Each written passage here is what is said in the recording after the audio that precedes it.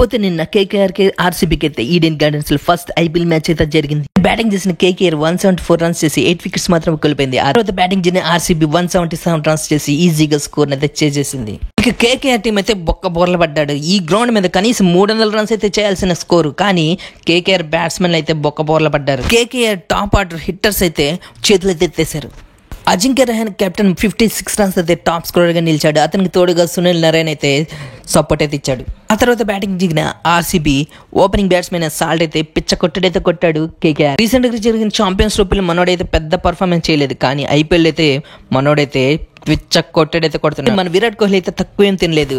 మనోడు చేసిన 59 రన్స్ లో 3 సిక్స్లు అయితే సాలిడ్ కొట్టాడు.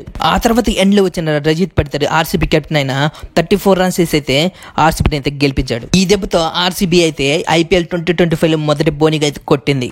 ఈ కంటెంట్ కానీ మీకు నచ్చినైతే నా ఛానల్ అయితే సబ్స్క్రైబ్ చేయండి.